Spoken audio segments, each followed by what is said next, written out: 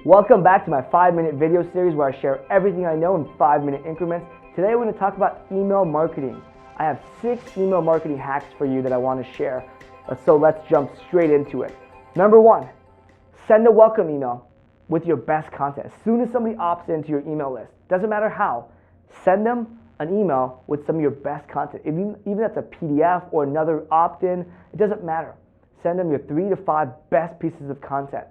Number 2, better yet, don't just send them a welcome email with your best content. Send a drip with like 6 to 10 email drip with your best content, each email giving one piece of content. And then at the end, catch them up to your latest article. Why? Because some of your best content is behind you. HubSpot does a great job at this. So if you opt into their email, you will likely not see any new content for about 3 or 4 months. It's an amazing way to show your best content and lead with the story you want to tell your potential customer or your audience, and give them value because some of your best content is probably behind you. That's okay. Tip number 3 is ask people who don't open your emails in a span of 3 months, ask them to opt back in. And that means you have to opt them all out, scrub your list, opt everybody out that hasn't opened an email in 3 months, and then send them an email saying, hey, what's up? Do you want to opt back in? Are you sure you're still interested in it?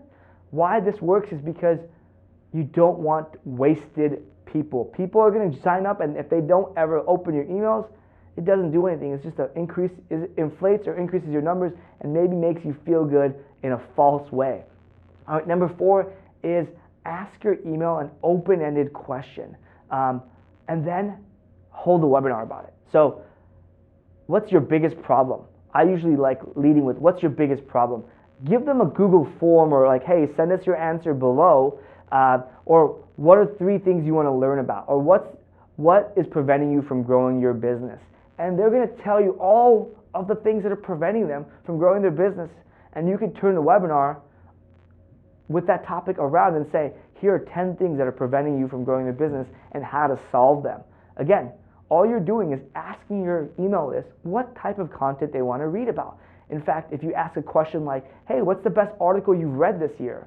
And bam, you can make a blog post or a webinar or something on all the best content. It's easy. You're curating content from your customers who would normally not talk back to you. So you're turning a one-way conversation into a two-way conversation and getting your customers more engaged. All right, number 5 is to ask your list for a favor. That's right. Ask them to share something of yours. Ask them for feedback. Ask them to do something for you.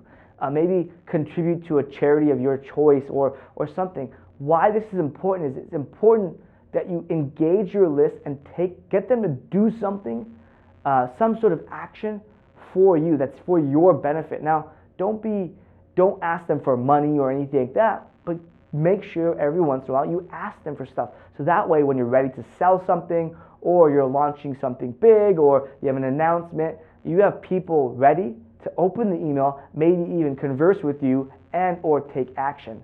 So definitely take a stab at that. All right, number 6, the last one. Number 6 is to showcase your personality. I don't care if you're a person, you're a bot, you're a company, the CEO, whatever, how serious you are as a person or a company, everybody has a personality. Showcase that in your emails. Say something goofy. Not everybody will like it, but the people who like it will get you. They feel like if your email feels like they know you, they trust you more.